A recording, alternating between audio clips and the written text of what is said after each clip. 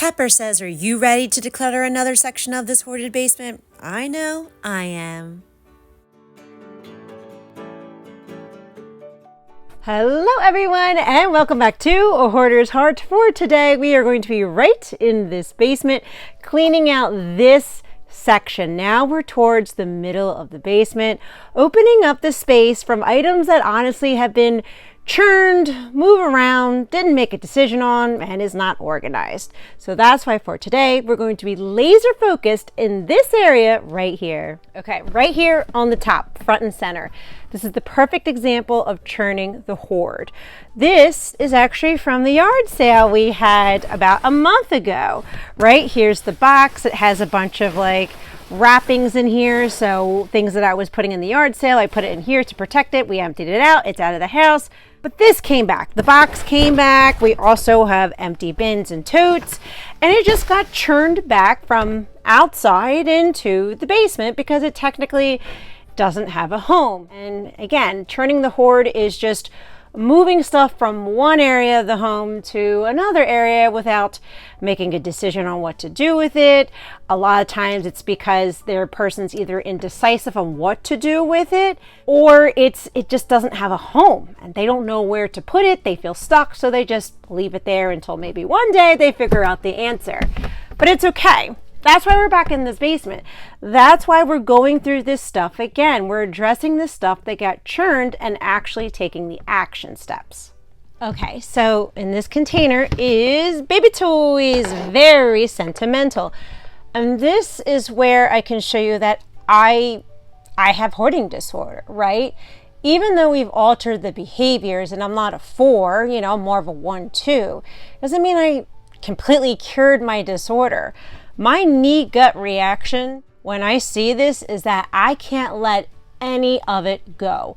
I am way too emotionally attached to all of the toys. Why?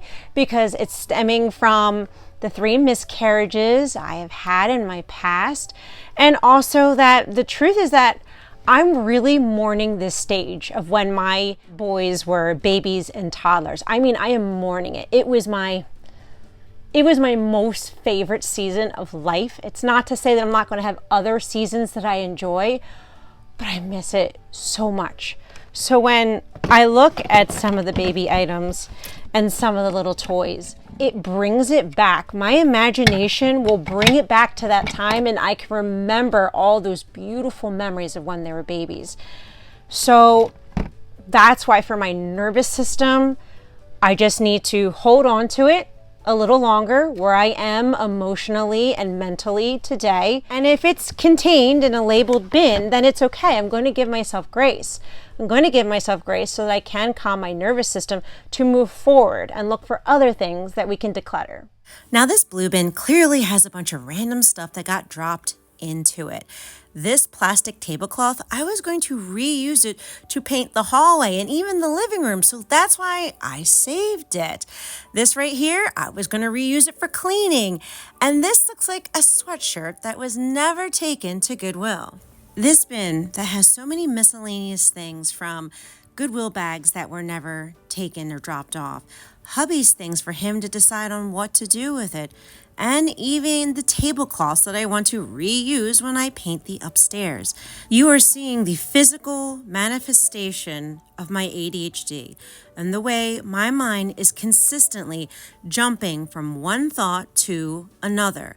The disorganization that happens in my brain obviously comes out in the physical world. And that is why you're seeing the messes continuously return, because I am unmedicated ADHD by personal preference, but it's okay. That's why we're going over things, the same sections, 2, 3, 4 times if we have to, because we're continuously chopping away at that. We're continuously returning our focus to finish these tasks. Self-compassion is a tool that I use to help me manage my ADHD and be gentler on myself. That's why I'm consistently saying, give yourself grace, give yourself time. It's okay if we have to re-declutter another section. As a child, I always tried to please everyone else as a way to compensate for my shortcomings. especially with my parents and teachers. And even though their delivery on how my grades weren't the greatest, they never were harsh or mean about it. They just made me aware that I could do better. But inside, I internalized it deeply and began judging myself so harshly. Now, this bin is Christmas. This is the Elf on the Shelf bin. Even though my boys are older, they still love seeing what the elf does every morning. So I have to put this in the Christmas cave where it actually belongs. Now, a lot of Christmas is out in the basement because our Christmas cave has a leak in it all the way in the back. And hubby has been trying to fix it, but it looks like we're going to have to hire a plumber to completely fix it. This aquarium right here has been churned so many times that it's crazy. And the reason why I have yet to let it go is the part of my ADHD that is hyper fixated on having an aquarium for the kids. We literally have everything. The kids want to have fishes. We just need to know where we're going to put it and physically set it up so that we can have the fish. This is yet another example of how my ADHD interacts with my hoarding disorder that creates the messes in my home. Okay, let me get down on my knee. All kinds of angles when we're recording down here. These bins right here, I can tell you right now that a lot of this stuff, I can tell by looking at it, it was recently churned this year because this is some stuff from my work that I had either in the back office or I had in a storage locker. Now, when I found out that we were, being laid off and that the company was being sold, I literally only had 2 weeks to kind of get everything out. And I was still recovering from my surgeries. I was still a little slow. So I didn't go through anything. I just loaded up the Jeep, and at that time, this area, of course, of the basement was cleared. So, of course, it got churned into this space to be later looked at, which is now. What you're seeing here is, yes, stuff that was in a locker, stored away to be looked at another time, which came years later, meaning today, but also some stuff that we had gone through. And because I didn't have the time to complete the task, my aha brain was like, oh, well, I get like an hour break for lunch. It only takes me 10 minutes to maybe eat lunch. I'll go through the stuff. I'll shred it. There's a big trash can there. I'll just throw out stuff there so that I can complete the task during that time.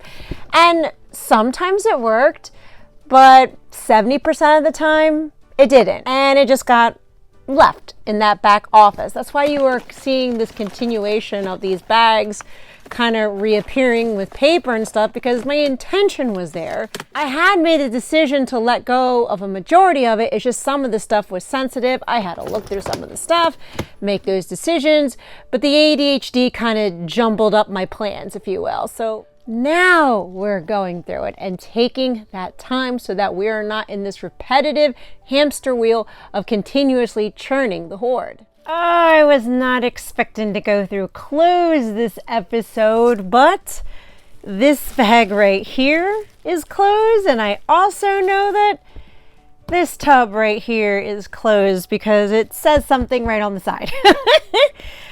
And I was not mentally prepared for clothes because, clothes is a huge emotional attachment. Why? I know for myself, it is because I've attached self-worth and self-identity to my clothes, right? I wear them on my body, and I picked them out because it was a reflection of my personality. For instance, I love the bright colors in this shirt, so I emotionally attach these physical items to my self-worth.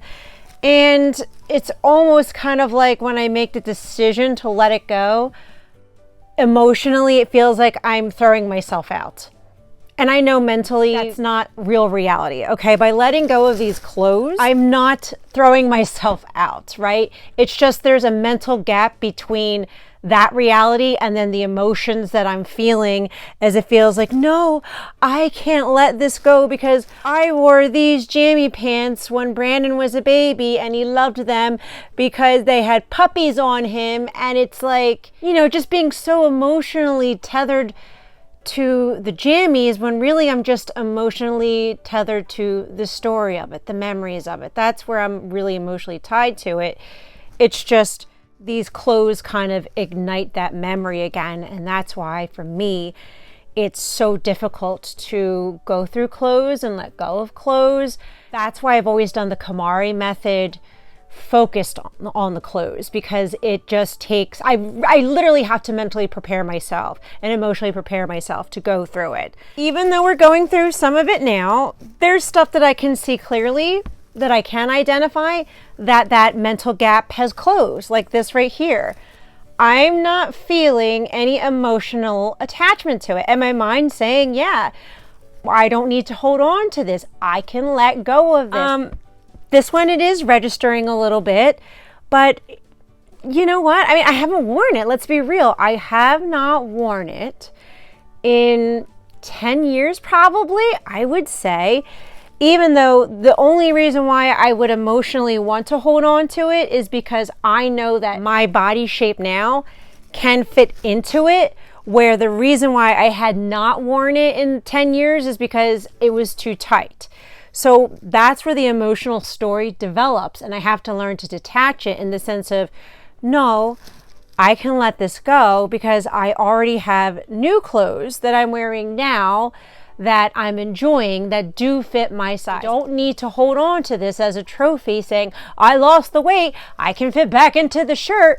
No, the victory is that I'm feeling good at the weight that I am because I'm doing my best to exercise and eat right. That's where the emotional victory has to be, not in holding on to this old story. And with that, I can show you today's tossy pile. We are letting go of a lot of things this episode. We're making sure that a lot of stuff is getting recycled, given away, or just thrown out. We're completing the task now, and I'm so happy that we have another big pile going out of this basement again. And you can tell how much progress we've been making because we're opening up bigger spaces even faster, because some things were organized, some things just need to be put away, and we're making quicker decisions on letting go of stuff. The goal is organizing everything in a labeled bin. That way there's no loose items, there's no churn things, and there's finally going to be open floor space in this basement. And my hope and my prayer is that this video motivated and encouraged you to clean, declutter, and let something go in your home today too.